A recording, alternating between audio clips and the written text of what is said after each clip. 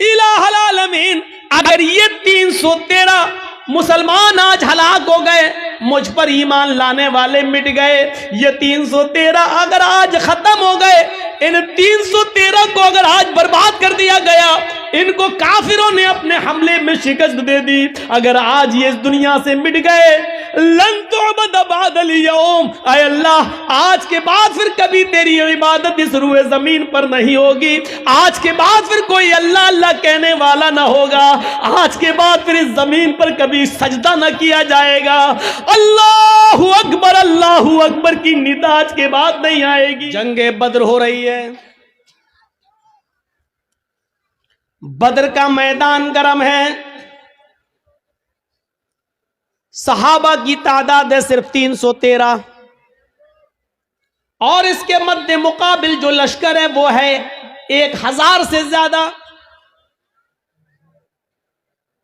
आपको यह भी बता दूं कि उन 1000 लश्कर के पास, काफिरों के पास तीर भी हैं, तलवारें भी हैं, ढाल भी है, नेजा भी है, घोड़े भी हैं, वो सब नौजवान हैं, हट्टे खट्टे तंदुरुस्त हैं और सारी चीजें आलाते हर्ब, जंग का हर सामान है उनके पास। और उनके मुकाबले में कितने हैं? 313। और ये 313 कौन है? जवान, बूढ़े और कुछ बच्चे जब मिलाए गए और इनकी गिनती तब जाकर होती है 313। और इन 313 लोगों के पास, इन 313 सहाबा के पास सिर्फ 2 घोड़े हैं। आलाते हर्ब का हाल यह है कि किसी के पास तीर है लेकिन छोड़ने के लिए कमान नहीं है, किसी के पास कमान है लेकिन छोड़ने के लिए तीर नहीं है, किसी के पास तलवार है लेकिन काफिरों के हमले से बचने के लिए ढाल नहीं है। वो तलवार चलाए लेकिन काफिर जब उस पर हमला करे तो अपना बचाव किससे करे? उसके पास ढाल नहीं है।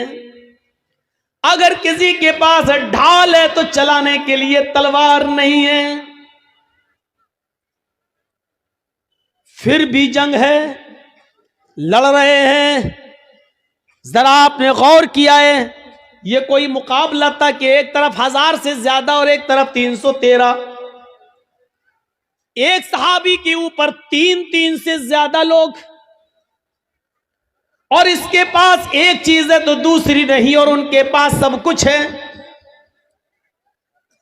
कौन सी चीज है जो इन 313 सहाबा को उनके सामने लाकर खड़ा कर रही है और उनसे लड़ने पर मजबूर कर रही है? ये कौन सी चीज है? बताने की जरूरत नहीं, ये वही ईमान है, ये उसी ईमान की ताकत है। और ऐसी कंडीशन में अल्लाह के नबी सल्लल्लाहु अलैहि वसल्लम का सर सजदे में है जमीन पर। बद्र के मैदान में एक जानिब आपने अपनी पेशानी कच्ची जमीन पर रख दी है और सजदे में गिरे हुए हैं और ये दुआ कर रहे हैं सजदे में, अल्लाहुम्मा ला तुहलिक हाज़िहिल असाबा इन तहलिक हाज़िल असाबा लन तुअबद बादल यौमि क़त्तु।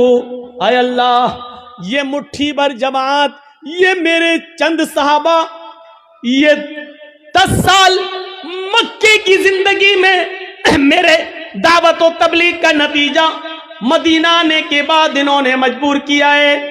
ये मेरी 10 साल की, 13 साल की ये मेरी मक्के की मेहनत, आए मेरे परवरदिगार, मेरी 13 साल मक्के की मेहनत के बाद ये 313 लोग इस्लाम लाए हैं। यही मेरी जमा है, यही मेरी पूंजी है, यही मेरा सरमाया है, यही 13 साल की मेहनत का नतीजा है जो मैंने निचोड़ कर तेरे सामने पेश कर दिया।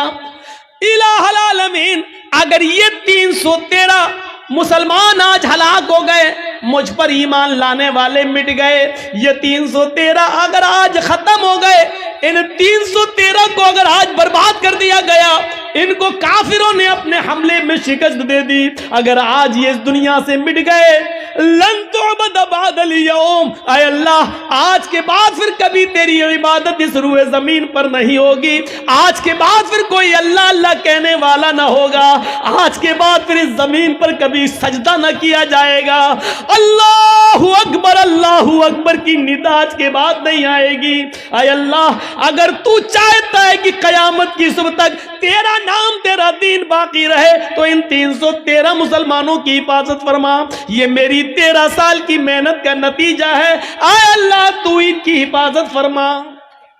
ये नबी की उस वक्त की दुआ भी थी जो सजदे में आपने पढ़ी थी। सजदे में अकेले और तन्हा सजदे में हम भी दुआ करते हैं, कुछ नहीं होता। या रब्बी या रब्बी या रब्बी, अल्लाह मुझे ये दे, मुझे ये दे, मुझे ये दे।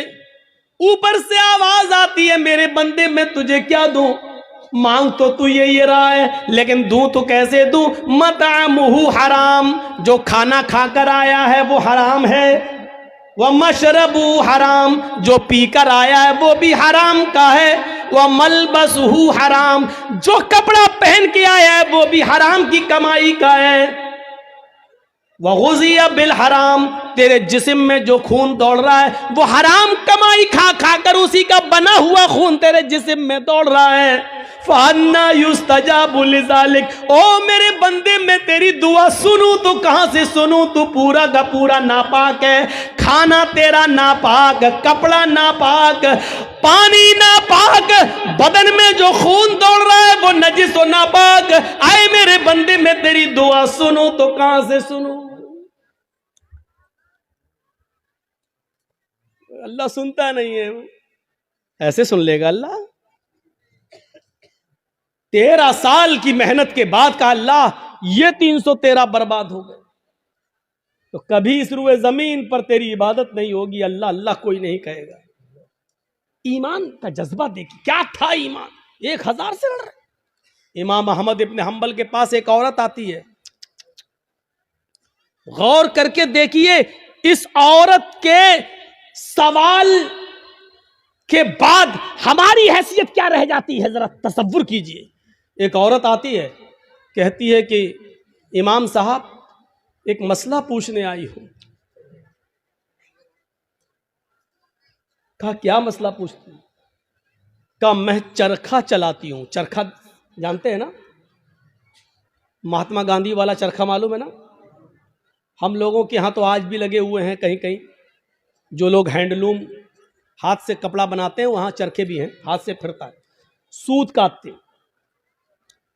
तो क्या कहती है इमाम अहमद इब्न हंबल से वो औरत कि इमाम साहब मैं चरखा चलाती हूं और दूसरे लोगों का सूत मजदूरी पर काटती हूं और उनसे मजदूरी लेती हूं। कभी कभी मैं रात में भी चरखा चलाती हूं। जब मेरे पास तेल होता है। इस औरत के सवाल के बाद हमारी हैसियत क्या रह जाती है? सुने हमारी मां बहनें, औरतें ऐसी भी गुजरी हैं। सिर्फ लाइट मारने वाली औरतें हर वक्त नहीं होती हैं। सुने